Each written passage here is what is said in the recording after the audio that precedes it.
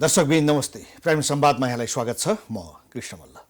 आज हामी नेपाल पत्रकार महासङ्घको 26औं महाधिवेशनमा केन्द्रित हुन गएका छौँ। यो महाधिवेशनमा कस्ता किसिमका उम्मेदवारहरू उठेका छन्, महासङ्घको नेतृत्व कस्तो हामीले चयन गर्ने, महासङ्घका मुद्दाहरू के हुनुपर्छ, पत्रकारका समस्या के छन् लगायतका विषयमा मुख्यतः आज हामी केन्द्रित हुन गएका छौँ। र यसको निम्ति यो 26औं महाधिवेशनमा वरिष्ठ उपाध्यक्षका उम्मेदवार रमेश बिष्ट, जसको लामो समयदेखि महासङ्घमा हुनुहुन्छ र उहाँ बहालवाला महासचिव पनि हुनुहुन्छ र यो महाधिवेशनमा उहाँ वरिष्ठ उपाध्यक्षको उम्मेदवार हुनुहुन्छ। उहाँसँग हामी छलफल गर्न गएका छौँ। स्वागत छ यहाँलाई।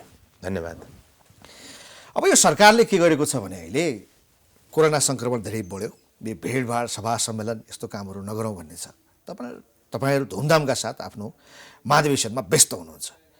यो के कोरोनाको डर छैन र अहिले पछिल्लो समय हामीले यो चैत्र 25 गते निर्वाचन घोषणा गर्ने समयमा यो निकै मत्थर भएको र सरकारले पनि आफै पनि सरकार र राजनीतिक दलहरूले पनि आफैले पनि ठुला ठुला सभा र सम्मेलन गरेको अवस्थामा हामीले यो घोषणा गरेका हौँ। र यो घोषणा भइसकेपछि क्रमशः अहिले पछि यो सङ्क्रमणको दर बढेर गएको अवस्था चाहिँ नि निश्चित रूपमा हो। तर पनि हामी के आधारमा गर्दैछौँ भने हामी हाम्रा सदस्यहरू सबैभन्दा ठुलो शाखा भनेको करिब 1500 सदस्य रहेको काठमाडौँ शाखा हो। हामी त्यहाँ अलि यो स्वास्थ्य प्रोटोकललाई हामीले त्यहाँ व्यवस्थित गर्नुपर्ने छ। अन्य शाखाहरूमा 150, 150, 200 का हाराहारीमा चाहिँ नि साथीहरू हुनुहुन्छ। त्यो कारणले गर्दाखेरि यो मतदानलाई स्वास्थ्य प्रोटोकल पालनै गर्न नसकिने किसिमको अवस्था हाम्रो होइन। हामी करिब 13,000 प्लसको चाहिँ यो मतदानमा हामी 13,000 पत्रकार चाहिँ नि विभिन्न करिब चाहिँ 70-80 बुथमा चाहिँ यो निर्वाचन हुन्छ। त्यो कारणले गर्दाखेरि हामी त्यो कुरामा पनि सचेत छौँ। पत्रकारहरू आफै पनि जनतालाई यस्ता खालका सूचना र एउटा चाहिँ सुसूचित गर्नुपर्ने क्षेत्र भएको हुनाले पक्कै पनि मेरो यो कार्यक्रम मार्फत पनि आग्रह छ पत्रकार साथीहरूलाई, अहिले यो जुन सङ्क्रमणको दर बढेको छ त्यो जोखिम नहुने गरेर र समाजलाई पनि गलत सन्देश नजाने गरेर यो निर्वाचन सम्पन्न गर्न म आग्रह पनि गर्छु। यो स्वास्थ्य मापदण्डहरू जे जस्ता छन् सबै चिजहरू पूर्ण रूपमा अप्नाइने भए हुनाले तपाईँ ढुक्क हुन आग्रह गर्नुहुन्छ सबै। एकदमै। अब तयारीहरू लगभग तपाईँहरूको पुरा भयो होला, बाँकी चिजहरू के छन् अब गर्नको निम्ति? निर्वाचन समितिले आफ्नो तयारी पुरा गरेको छ। हामीले निर्वाचन समितिलाई गर्नुपर्ने मद्दतहरू हामी सबै गरेका छौँ। त्यो कारणले गर्दाखेरि अब अन्तिम एउटा मतदान र मतगणनाको अवस्थामा हामी पुगेका छौँ। सबै तयारी पुरा भएको छ। उम्मेदवारहरूले प्रचार प्रसार गरिरहनु भएको छ। मत दिने साथीहरू पनि एक खालको चाहिँ तयारी अवस्थामै म देख्छु। र त्यो सँगसँगैमा यो निर्वाचनमा भन्दा अगाडि हुनुपर्ने वैचारिक पत्रकारिता, नेपाली प्रेसका मुद्दाहरूका बारेमा पनि पर्याप्त बहस र छलफलहरू भइरहेको छ। त्यो अत्यन्तै सकारात्मक छ। कुनै मत दिने, कोही निर्वाचित हुने र मताधिकार प्रयोग गर्ने मात्रै विषय निर्वाचन होइन। यो एउटा पेसाकर्मीहरूको, एउटा बौद्धिक समुदायको, समाजको अग्रणी व्यक्तिहरूको चाहिँ यो इलेक्सन भएको कारणले गर्दा यो इलेक्सन चाहिँ नि एकाडेमिकल्ली पनि एकदमै राम्रो बहस हुने, सिर्जना हुने अब फोरमहरू हुनुपर्छ। जुन कुरा अत्यन्तै सकारात्मक ढङ्गबाट अगाडि बढेको मेरो मूल्याङ्कन छ। अब तपाईँ महासचिव भएको व्यक्ति, तपाईँको अध्यक्षमै चर्चा थियो होइन, तर एकाएक तपाईँ वरिष्ठ उपाध्यक्षमा उम्मेदवार बन्नु भएको छ। किन तपाईँ अध्यक्ष छोडेर वरिष्ठ उपाध्यक्षमा प्रतिस्पर्धा गर्दै हुनुहुन्छ? स्वाभाविक रूपमा पत्रकार महासङ्घको महासचिव, अध्यक्षको दावेदार महासङ्घको योभन्दा विगतका परम्पराले पनि त्यो हुने गरेको छ। तर हुनैपर्छ भन्ने पनि होइन। साथीहरूले आफ्ना खालका दाबीहरू गर्नुहुन्छ, आफ्ना किसिमका चाहिँ एजेन्डाहरू ल्याउनुहुन्छ। मैले पनि अध्यक्षको लागि चाहना नराखेको त होइन, तर अहिलेको अवस्थामा एकताबद्ध भएर जानुपर्ने, सबै साथीहरूलाई समेट्नुपर्ने र अहिले जुन प्रेस तथा अभिव्यक्ति स्वतन्त्रता र व्यावसायिकतामाथि जुन किसिमको चुनौती आइपरेको छ, यो पत्रकार महासङ्घले आगामी 3 वर्ष ती एजेन्डाहरूलाई अत्यन्तै सशक्तका साथ, अत्यन्तै सचेतताका साथ अगाडि बढाउनु पर्ने, लड्नुपर्ने अथवा त्यसलाई व्यवस्थापन गर्नुपर्ने कारणले गर्दाखेरि सबै साथीहरूको सल्लाहमा वरिष्ठ उपाध्यक्षकै रूपमा यो पटक योगदान गरौँ भन्ने हिसाबले नै मैले त्यो पद अथवा त्यो उम्मेदवारीलाई मैले स्वीकार गरेको हुँ। अर्को कार्यकालमा आफ्नो अध्यक्ष पद सेभ गर्नुभयो कि?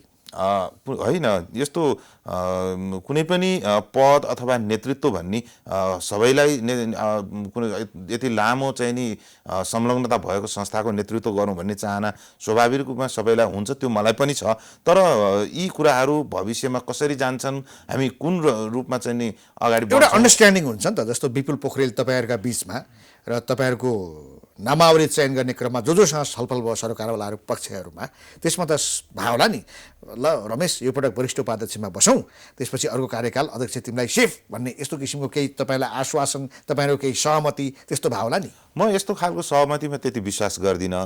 आफूले इमान्दारितापूर्वक काम गर्दै गएपछि त्यो नेतृत्वको एउटा चाहिँ नि आवश्यकता महसुस गराउन सकियो भने आफ्नो कर्मकै आधारमा ती कुराहरू प्राप्त हुन्छन् भन्ने कुरामा विश्वास गरेका कारणले म पूर्व शर्त अथवा पूर्व चाहिँ नि यो यस्ता खालका चाहिँ नि एग्रिमेन्टहरूबाट भन्दा पनि आफूले कर्म गरेरै भोलि कुन स्थानमा साथीहरूले राख्न चाहनुहुन्छ अथवा चाहिँ नि त्यो अवस्था सिर्जना हुन्छ त्यही अनुसार नै अगाडि बढ्नुपर्छ भन्ने म मान्यता राख्छु। यसपटक के छ भने तपाईँलाई ठुलो आरोप छ, तपाईँहरू जो उम्मेदवार हुनुहुन्छ पत्रकारका उम्मेदवारहरू होइनन्।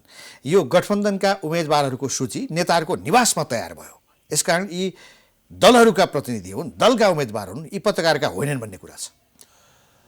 अब यो आरोप प्रत्येक महाधिवेशनहरूमा अथवा यो बहस प्रत्येक महाधिवेशनहरूमा हुने गरेको छ। निश्चित रूपमा यो पटक पनि यस्ता आवाजहरू उठेका छन्। तर मलाई के लाग्छ भने पत्रकार महासङ्घ नेपालको एउटा सशक्त व्यावसायिक सङ्गठन हो।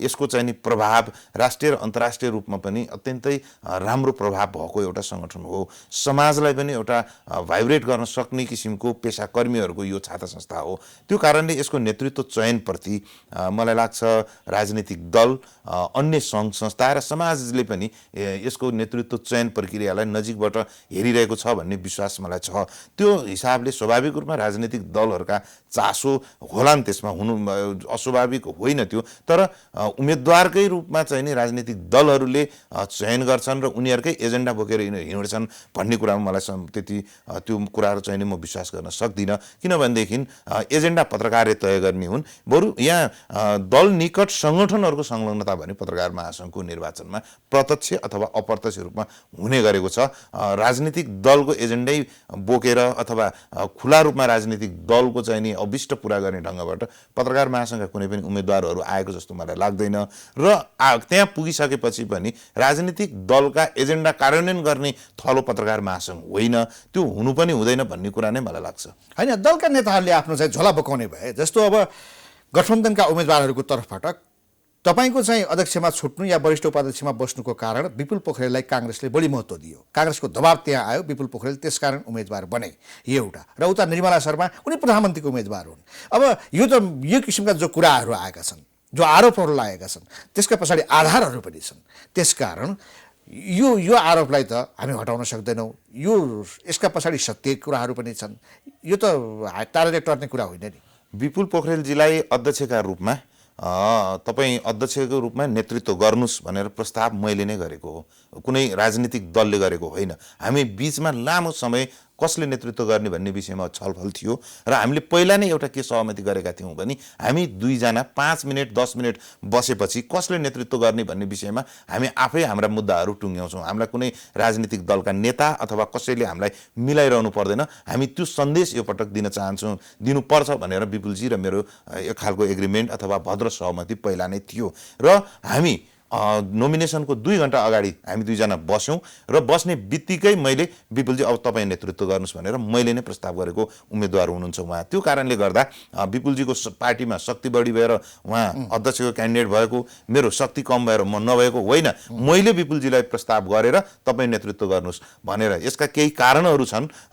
त्यो महासङ्घलाई कसरी अगाडि बढाउने, महासङ्घमा चाहिँ हामी नेतृत्वमा कसरी पुग्ने, चुनावी चाहिँ आफ्नो पक्षमा परिणाम कसरी पार्न सकिन्छ लगायतका धेरै कुराहरू चाहिँ नि हिसाब किताब गरेर म विपुलजी भन्दा कमजोर भएर अथवा मभन्दा विपुलजी धेरै बलियो भएर होइन, हामीले एउटा समझदारी निर्माण गरेर गयौँ भने देशैभरिका साथीहरूलाई एउटा सुखद सन्देश पनि हुन्छ।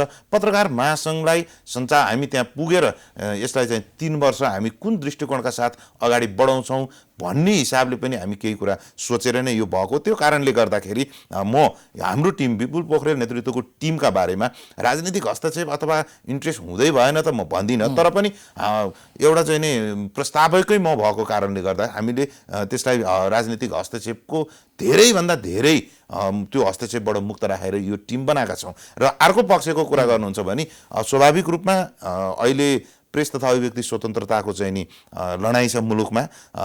सरकारले विभिन्न किसिमका कानुनहरू लिएर आएर प्रेसलाई नियन्त्रण गर्ने श्रृङ्खलाबद्ध प्रयासहरू गरिरहेको छ। यो कडीमा सरकारी पक्षका को इन्ट्रेस्ट त्यहाँ कहीँ न कहीँ म देख्छु, किनभनेदेखि प्रेस तथा अभिव्यक्ति स्वतन्त्रता विरोधी कानुनहरू संसदमा दर्ता भइरहँदा कसले कुन भूमिका खेलेको थियो भन्ने आधारमा उम्मेदवारको अनुहारहरू चयन गरेको चाहिँ म प्रश्न देखिरहेको छु। यो बेलामा तपाईँहरू किन यी कुराहरू चाहिँ बाहिर ल्याउन सकिरहनु भएको छैन? जो तपाईँले भर्खरै भन्नुभयो प्रेस स्वतन्त्रका सन्दर्भमा उनीहरूले खेलेका भूमिका के हो, सरकारले के काम गर्यो, उनीहरूले के मद्दत गर्यो त्यसमा भन्ने कुराहरू तपाईँहरूले बाहिर ल्याउन सक्नु भएको छैन। एक दोस्रो कुरो, पत्रकार महासङ्घको चुनावमा प्लेन चार्टर हुन थालेका छन्, प्लेन चार्टर भएर चुनावको प्रचार हुन थालेको छ। यो कुरा पनि तपाईँहरू किन ढाकछोप गर्दै हुनुहुन्छ? हामी ढाकछोप गरेका छैनौँ। हामीले विभिन्न फोरममा भनेको छौँ पत्रकार महासङ्घको चुनाव भनेको हामी मैत्रीपूर्ण चुनावमा विश्वास गर्छौँ। हाम्रो प्यानल मैत्रीपूर्ण सौहार्दपूर्ण प्रतिस्पर्धामा विश्वास गर्छ। त्यो कारणले हामी आफ्नै सहकर्मीहरूलाई चुनावको रणनीतिमा एउटा अत्यन्तै आक्रामक ढङ्गबाट पनि हामी जान चाहँदैनौँ। हामी एजेन्डामा विश्वास गर्ने भएको कारणले। तर यहाँले उल्लेख गरे जस्तो राज्य शक्तिका राज्यका स्रोतहरू दुरुपयोग भएको हो कि भन्ने आशंका देखिएको छ, राज्यका मेकानिजमहरू प्रयोग भएको हो कि भन्ने आशंका देखिएको छ, र राज्यको प्रभावमा चाहिँ नि यो इलेक्सन कतै चाहिँ नि निष्पक्ष हुन नसक्ने हो कि भन्ने कुराको आशंका पनि भएको छ। यो कुरालाई हामीले अब चिर्नुपर्छ। हामी यो कुरालाई अत्यन्तै मसिनो ढङ्गबाट हेरिरहेका छौँ। पर्सि चुनाव छ, कहिले तपाईँ प्रचार गर्ने, कहिले यी कुराहरू बाहिर ल्याउने, सबैले थाहा पाउनु पर्यो नि। हामी विशेष गरेर सरकारी सञ्चार माध्यम केन्द्रित पत्रकारहरूमाथि हुने दबावका बारेमा हामी सचेत छौँ। हामीले हिजै मात्रै पनि सरकारी सञ्चार माध्यमको भ्रमण गरेर अन्तर्क्रिया गरेर र त्यहाँ काम गर्ने साथीहरूलाई विवेकको बन्दी नबन्नुहोस्, कहीँ काम गर्नु भनेको विवेक बन्दगी राख्नु होइन, तपाईँहरू निर्वाध ढङ्गबाट चाहिँ नि आफ्नो मताधिकार प्रयोग गर्नुहोस् र मताधिकार प्रयोग गरेको आफ्नो विचारलाई चाहिँ नि मतका माध्यमबाट अभिव्यक्त गरेका कारण तपाईँमाथि कुनै समस्या आउँछ भने पत्रकार महासङ्घ तपाईँहरूको पक्षमा हदैसम्म सङ्घर्ष गर्न तयार छ र तपाईँहरूको संरक्षणमा पत्रकार महासङ्घ लाग्छ भनेर हामी यो कुरा मात्र गरिरहेका छैनौँ। हामी यो व्यवहारमा साथीहरूसँग अन्तर्क्रियामा छौँ। हामी यो कुरालाई चाहिँ नि रोक्नका लागि हाम्रो यो टिम चाहिँ नि सशक्त ढङ्गबाट लागेको छ। अब यतातर्फ तपाईँहरूको उम्मेदवारीको समीकरण मिलाउने क्रममा दुईजनाले, एकजना रामप्रसाद दाहाल, अर्को रामजी दाहालले उम्मेदवारी फिर्ता लिएको भन्ने हामीले सुन्न त सुन्यौँ, तर नाम त मतपत्रमा उहाँहरूको पनि छापिएर आउने भएछ नि। यो समयमा नै नाम फिर्ता नलिएको प्राविधिक कारणले गर्दाखेरि उहाँहरूको नाम मतपत्रमा छापिएर आउँछ।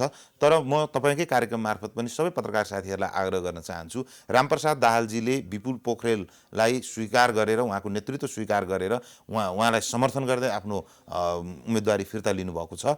त्यसै गरी रामजी दाहालले मलाई समर्थन गरेर आफ्नो उम्मेदवारी फिर्ता लिएर मेरो पक्षमा मतदान गर्नलाई आग्रह गर्नुभएको छ। यो कुराहरूलाई हामीले अब जे जति समय बाँकी छ त्यो समयमा पनि हामी त्यसलाई सदुपयोग गर्दै हामी चाहिँ नि मतदातासम्म यी सन्देश पुर्याउन प्रयासरत छौँ। तर यसको असर त पर्छ, धेरै मतदाताले थाहा पाउँदैनन्। उनीहरूलाई त के पर्छ भने रामप्रसाद दाहालले या रामजी दाहालले चाहिँ फिर्ता लिन्छु भने त्यही फिर्ता लिएको रहेनछ, मतपत्रबाट त नाम आयो, त्यहाँ टिक लाग्ने सम्भावना धेरै हुन्छ। यसको सिधा सिधा असर त तपाईँले विपुललाई पर्छ नि। अब त्यो त्यति ठुलो स्केलमा होला भन्ने लाग्दैन, तर पनि हामी त्यसलाई कम गर्ने प्रयास गरिरहेछौँ। अब अर्को कुरो के छ भने यसपटक महासङ्घका उम्मेदवारहरू र मतदाताहरू पनि पत्रकारभन्दा गैर पत्रकार बढी छन्। पत्रकारिताका सिद्धान्तहरू, त्यसका मुद्दाहरू, होइन, त्यसका अवस्थाहरूका बारेमा ध्यान दिने भन्दा पनि पत्रकारको नाममा अन्य पेसा व्यवसाय गर्नेहरू धेरै छन्। अब कुनै ठाउँमा प्रतिष्ठान शाखा छैन, त्यहाँ भएकाहरूलाई अन्तको माध्यमबाट पनि त्यहाँ घुसाइएको छ र ती पत्रकार होइनन्, गैर पत्रकार हुन् भन्ने यो एउटा ठुलो कुरा छ र यसमा तपाईँहरूले ध्यान दिन सक्नु भएन। गैर पत्रकारकै भनेर त म भन्दिनँ, कहीँ न कहीँ मिडियासँग जोडिएका र आंशिक रूपमा सञ्चार कर्ममा लागेकै साथीहरूको चाहिँ नि बिचमा यो निर्वाचन हुँदैछ। तर पनि तपाईँले भनेको जस्तो पत्रकार महासङ्घको सदस्यता शुद्धिकरणका लागि केही उपलब्धिहरू हासिल भए पनि हामी त्यो अत्यन्तै उत्कृष्ट ढङ्गबाट चाहिँ नि हामी शुद्धिकरणमा पुगेका छौँ भनेर भन्न सक्ने अवस्था छैन। पत्रकार महासङ्घको चुनौती भनेको पेसागत आफ्ना साङ्गठनिक शुद्धिकरण पनि पत्रकार महासङ्घको अहिलेको चुनौती हो। यो चुनौतीलाई सामना गर्नका लागि पनि हाम्रो यो प्यानलको चाहिँ नि प्रतिबद्धता छ। म तपाईँलाई एउटा उदाहरण दिन्छु। हामी 13,000 प्लसको चाहिँ नि निर्वाचनमा हामी अहिले यो अघिल्लो पटक चाहिँ नि साधारण सदस्य 13,000बाट चाहिँ पार्षदहरू चुनिएर निर्वाचन भएको थियो। अहिले हामी त्यो सङ्ख्याबाट केही घटेर हामी 13,000कै हाराहारीमा सदस्यता भएका छौँ र यो बिचमा करिब 3.5 वर्ष यता धेरै मिडियाहरू खुलेर धेरै साथीहरू नयाँ थपिनु भएको छ। झन्डै झन्डै 4,000 प्लसको साथीहरू नयाँ सदस्य अहिले इन्ट्री हुनुभएको छ। त्यति गर्दाखेरि पनि हाम्रो पुरानो सङ्ख्याभन्दा अहिले सङ्ख्या घटेको छ। यसको अर्थ केही ठुलो सङ्ख्यामा चाहिँ नि पेसाबाट विस्थापित अथवा पेसाबाट बिदा हुनुभएको साथीहरूलाई हामीले साङ्गठनिक रूपमा पनि बिदा गरेको छौँ। तर अहिले हेर्दाखेरि 13,000 उस्तै देखिए पनि पात्रका हिसाबमा अब हामीसँग झन्डै झन्डै 4,000 5,000 नयाँ अनुहारहरू यो निर्वाचनमा नयाँ सहभागी हुँदैछन् र त्यति नै सङ्ख्यामा साथीहरू बिदा पनि भएका छन्। तर यसपटक त चुनाव प्रणाली पनि फरक छ। यो त सिधै प्रत्यक्ष निर्वाचित हो नि। हो। अब कुनै दल विशेषको यसमा हुइप लाग्ने पनि होइन, कुनै चाहिँ सङ्गठनको हुइप लाग्दैन। यो चाहिँ कतिको खतरा ठान्नु भएको छ यसलाई चाहिँ? अब यो एउटा पहिलो अभ्यास हो यो, किनभने अब महासङ्घ बनिसकेपछिको यो पहिलो अभ्यास हो र यो हामी जुन विस्तार भएको छ महासङ्घको एउटा चाहिँ नि बृहत स्वरूप, यसका करिब 150वटा यसका चाहिँ नि ब्रान्चहरू प्रत्येक प्रदेश शाखादेखि लिएर यो जुन रूपमा विस्तारित भएको छ, एउटा ठुलो लोकतान्त्रिक अभ्यासको त यसमा अभ्यास त भएकै छ यो।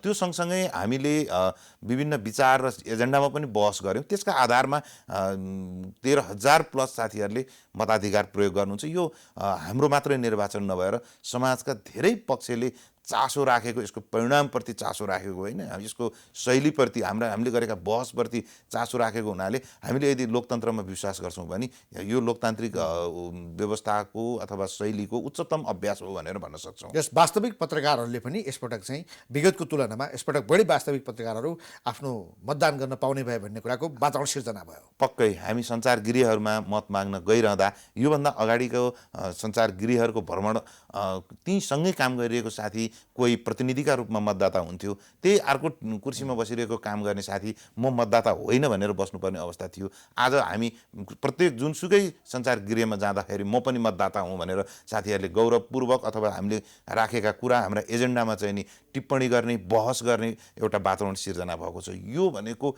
असाध्यै सुन्दर पक्ष हो। जुन कुरा यो अवसर अहिलेकै कार्यसमिति, म महासचिव रहेकै र म सङ्गठन विभाग प्रमुख रहेकै कार्यसमितिबाट यत्रो ठुलो चाहिँ नि परिवर्तन सम्भव भएको छ, त्यो कुरामा मलाई गौरव छ। तिमीहरूले के गर्यौ भन्दा हामीले यो गर्यौँ भन्ने एउटा चाहिँ यो काम पनि भयो। यो धेरै छन्। यो हामीले यो बिचमा श्रमको अभ्यासका बारेमा केही पत्रकार महासङ्घको बाटोलाई हामीले गोरेटो कोरेका छौँ। अब त्यसलाई हामीले राजमार्गको रूपमा विकास गर्नुपर्ने छ। हामीले प्रेस स्वतन्त्रता विरोधी कानुनहरूका विरुद्ध सशक्त ढङ्गबाट आवाज उठायौँ, लड्यौँ। राष्ट्रिय अन्तर्राष्ट्रिय क्षेत्रलाई चाहिँ हामीले चाहिँ नि भाइब्रेट गरेर काला कानुनहरूलाई चाहिँ हामीले निस्तेज बनायौँ। हामीले नागरिक अगुवा सङ्गठनको रूपमा यसलाई स्थापित गऱ्यौँ। कोभिडको सङ्क्रमणबाट थला परेको र विचलित भएको मिडियालाई यति धेरै निराश हुनु पर्दैन। पत्रकार महासङ्घले यसलाई सम्हाल्छ, सरकारसित हामी नेगोसिएसन गर्छौँ भनेर हामीले कोभिडको बेलामा पनि प्रशस्तै चाहिँ नि प्रयासहरू थाल्यौँ। त्यो कारणले गर्दाखेरि साङ्गठनिक रूपमा पनि प्रत्यक्ष निर्वाचन प्रणालीदेखि लिएर समावेशिताको मुद्दामा पनि अब हामी थप समावेशी समेत यही कार्यसमितिले हामीले चाहिँ गरेका छौँ। पारदर्शिताका हिसाबले चाहिँ नि अत्यन्तै पारदर्शी ढङ्गबाट सबै कामहरू भएको छ। सहभागितामूलक हिसाबले हामीले बृहत सहभागिता गराउने प्रयास गऱ्यौँ। यो 3.5 वर्ष हामीले पत्रकार महासङ्घलाई एउटा विधि पद्धति र पारदर्शी उत्तरदायी जिम्मेवार संस्थाको रूपमा विकास गर्नका लागि हामीले महत्त्वपूर्ण उपलब्धि हासिल गरेका छौँ। प्रत्येक साधारण सदस्यलाई सार्वभौम बनाएका छौँ हामीले। यो चान्चुने उपलब्धि होइन। एउटा के पनि छ भने अब पत्रकार महासङ्घले, त्यसका नेताहरूले श्रमजीवी पत्रकार र मिडिया सञ्चालकहरूको बिचमा भाँडमैलो ल्याउने, उनीहरूलाई फटाउने काम गर्यो। न मिडिया सञ्चालकहरूको सुरक्षा गर्न सक्ने, पत्रकारहरूलाई उनीहरूका विरुद्ध उभ्याइदिएर आन्दोलन गर्न लगाउने, पेसागत सुरक्षाको पनि ग्यारेन्टी गर्न नसक्ने। पत्रकारको पेसागत सुरक्षा, उनी पाउने ज्याला, उसको हक अधिकारका विषयमा पनि ग्यारेन्टी गर्न नसक्ने र त्यसमा लड्न पनि नसक्ने मिडिया सञ्चालकहरू विरुद्ध उनीहरूलाई उफ्राउने र सञ्चालकहरूलाई पनि थ्रेट गरिरहने जोखिममा लैजाने र यता पत्रकारलाई पनि आन्दोलनमा गरेर उसको पनि भविष्य अनिश्चित बनाइदिने यो किसिमको एउटा आरोप महासङ्घ र तपाईँहरूमाथि छ। श्रमको विषयमा हामीले जुन बेला आन्दोलन प्रारम्भ गऱ्यौँ एकाध विषय टुङ्गिन नसकेको कुरालाई म स्वीकार गर्छु, तर अधिकांश विषय हाम्रो कार्यकालमा टुङ्गिएका छन् र मैले यो कुराको विषयमा काम गरिरहँदा अथवा म जुन अग्रसरता लिइरहेको थिएँ श्रमको अधिकारका बारेमा पत्रकारहरूको एजेन्डालाई चाहिँ नि आन्दोलनको रूपमा लैजानुपर्छ भनिरहँदा कुनै पनि साथीले आफ्नो श्रम अधिकारका लागि पत्रकार महासङ्घ गुहारेर पत्रकार महासङ्घले आन्दोलन गरिसकेपछि अथवा पत्रकार महासङ्घले ती साथीलाई श्रम अधिकारका बारेमा लड्नका लागि प्रेरित गरिसकेपछि यो अन्तिम किनारा नलागेसम्म बीच बाटोमा हामी छोड्दैनौँ भन्ने हाम्रो प्रतिबद्धता हो। हामीले छोडेका छैनौँ। एकाध घटनाहरू बाँकी होलान्, त्यो टुङ्ग्याउन बाँकी होलान्। पत्रकार महासङ्घ अविच्छिन्न उत्तराधिकार संस्था भएको हुनाले त्यो महासङ्घको अहिले पनि प्राथमिकता र एजेन्डाभित्रै पर्छ भन्ने मलाई लाग्छ र अधिकांश कुनै पनि मुद्दामा हामी साथीहरूलाई आफ्नो अधिकारका लागि आवाज उठाऊ भनेर आह्वान गर्ने अनि बीचमा छोडिदिएर भोलि व्यवस्थापनले पनि ती साथीहरूलाई मर्कामा पार्ने काम पत्रकार महासङ्घबाट कुनै पनि हालतमा हुँदैन। हामी बीच बाटोमा अलपत्र कुनै पनि पत्रकारलाई पार्दैनौँ। हामीले उठाएका एजेन्डा अन्तिम बिन्दुमा पुर्याएर टुङ्गोमा पुर्याएर उसको पेशागत सुरक्षा सुनिश्चित गरेर मात्रै हामी व्यवस्थापन गरेर मात्रै छोड्छौँ। यो प्रतिबद्धता त्यति बेला पनि गरेर यो आन्दोलन सुरु गरिएको थियो। अब आउने कार्यसमितिले पनि त्यो गर्छ। जुन विपुलजी म सहितको कार्यसमिति आउँछ हामी कुनै पनि साथीलाई बीच बाटोमा अलपत्र पार्दैनौँ। एउटा व्यवहारिक समस्या के पर्दो रहेछ भने कुनै पत्रकारले महासङ्घमा उजुरी गर्यो कुनै आफ्नो संस्था विरुद्ध भने त्यो सदाका लागि ब्ल्याकलिस्टेड पर्दो रहेछ। एउटा मात्रै होइन, अन्य संस्थाको सूचीमा पनि। त्यस्ता मान्छेहरूको बारेमा के सोच्नु भएको छ? अब यो हामीसँग श्रम अधिकारको अभ्यासका बारेमा ट्रेड युनियन राइट्सका बारेमा आवाज उठाउने यो क्रम नै त्यति धेरै चाहिँ नि अभ्यासमा छैन। यो बल्ल अहिले प्रारम्भ भएको छ।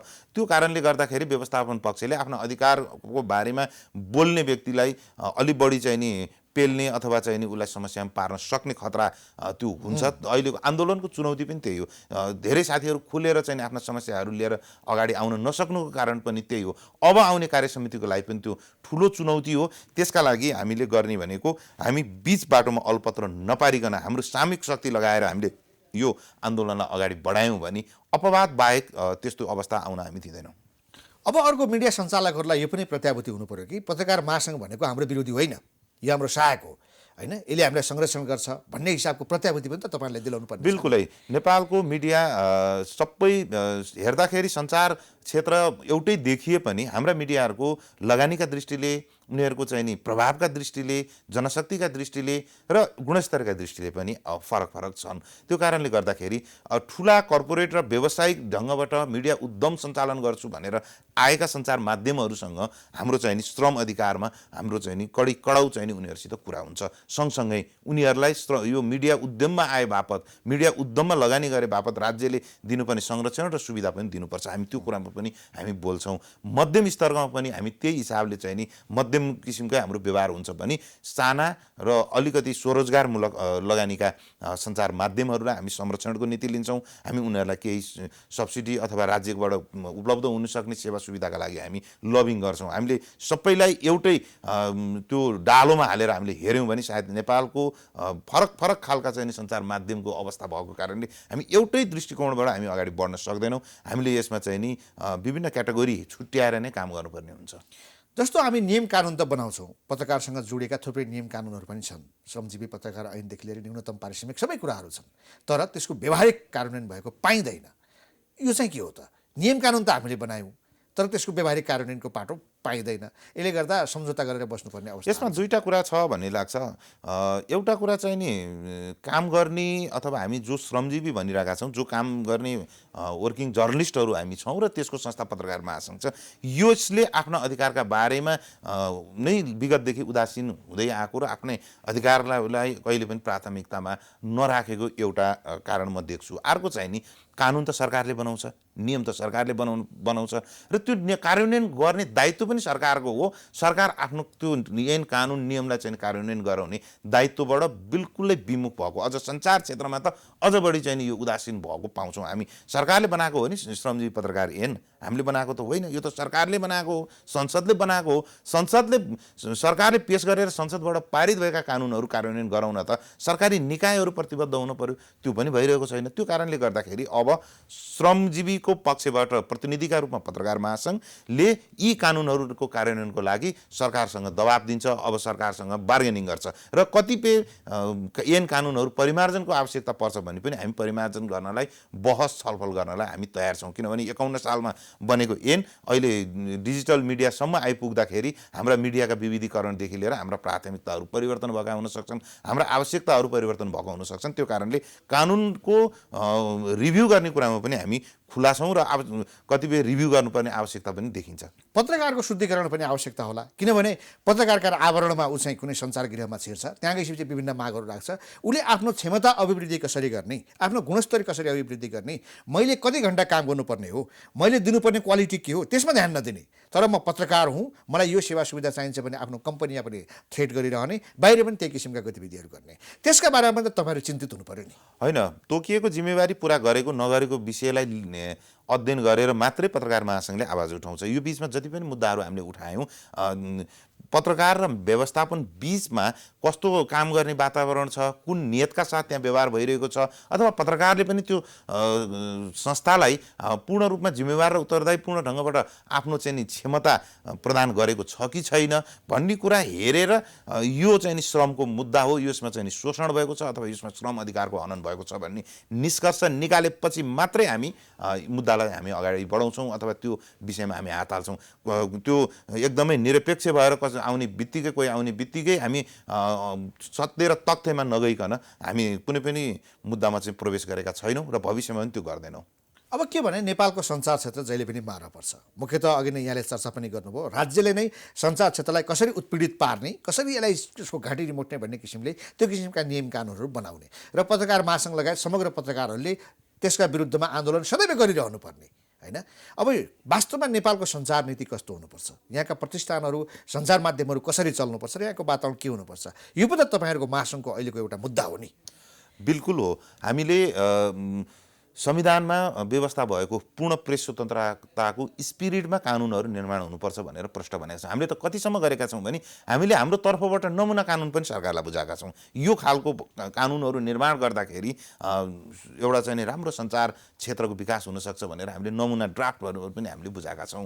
त्यो सँगसँगै सञ्चार माध्यमहरूको सञ्चालनका लागि विज्ञापनको वितरणका चाहिँ नि एकद्वारबाट वितरण गर्ने, समानुपातिक ढङ्गबाट वितरण गर्ने, सरकारी विज्ञापनमा सबै सञ्चार माध्यमहरूको एउटा चाहिँ समानुपातिक पहुँचको स्थापना हुनुपर्ने, आचार संहिताहरू चाहिँ नि यसरी लागू गरिनुपर्ने, कानुनहरू बनाउँदाखेरि सरकारवालाहरूसँग छलफल गरेर फिडब्याक लिएर मात्रै गर्नुपर्ने, यी धेरै कुराहरू हामीले गरेका छौँ। तर यहाँ यो बिचमा यति समय यसरी खेर गयो, न सरकारसँग संवाद राम्रोसँग यी विषयमा, यति महत्त्वपूर्ण विषयमा सरकारवाला पक्षहरूसँग एक लाइन एक शब्द छलफल नगरिकन एकपक्षीय ढङ्गबाट कानुनहरू भट्टाभट संसदमा दर्ता हुन थाले। त्यसले हामीलाई झस्कायो। कानुनका प्रावधान हेऱ्यो भने 10 वर्ष जेल हाल्नेदेखि लिएर 15 वर्ष जेल हाल्नेसम्मका चाहिँ नि ड्राफ्टहरू आउन थाले। लाखौँ लाख चाहिँ नि, त्यो पनि कोबाट भने सञ्चार क्षेत्रबाटै उठेर गएको एउटा पत्रकार सञ्चार मन्त्री भएपछि त्यही क्षेत्रको मान्छेले हकित गर्छ, उसले राम्रो बनाउँछ भन्ने कुराको त भएन नि त। भएन। झन् अझ बढी नियन्त्रण गर्ने, झन् बढी चाहिँ नि उ गर्ने र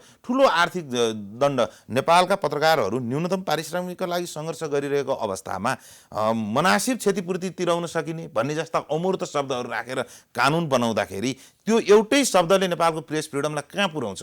मनासिब भनेको स्वविवेकीय न्यायाधीशको स्वविवेकमा चाहिँ नि आर्थिक दण्ड गर्न सक्ने कानुन कसरी स्वीकार गर्न सकिन्छ? त्यो पनि प्रेसका सवालमा त्यस्ता खालका कानुनहरू पनि आए। हामी त्यसका विरुद्ध, त्यो कारणले गर्दा कृष्णजी यो समूहले जित्नुपर्ने यी यस्ता धेरै कारणहरू छन्, यसका विरुद्ध हामी लड्नुपर्ने छ। लडाइँ सुरु, अझै लडाइँ नै सुरु भएको छैन भन्ने मलाई लाग्छ। यो त सुरुमा अलिकति केही कुरा थियो, अब वास्तविक हाम्रा मुद्दामा, हाम्रा स्वतन्त्रताका मुद्दामा चाहिँ नि पत्रकार महासङ्घ अब लड्नुपर्ने अब वास्तविक दिन आएको छ। त्यो लड्न सक्ने नेतृत्व नै को लागि नै हामीले यो टिम बनाएको हो। त्यो लड्न सक्ने सामर्थ्यका लागि नै मैले अध्यक्ष पद त्यागेर पनि मैले विपुलजीलाई प्रस्ताव गरेको, यो टिम बलियो बन्नुपर्छ भनेर। हस्, शुभकामना छ यहाँलाई, आइदिनु भयो, हार्दिक धन्यवाद। हस्, मलाई पनि केही कुराहरू राख्ने अवसर दिनुभयो, धन्यवाद।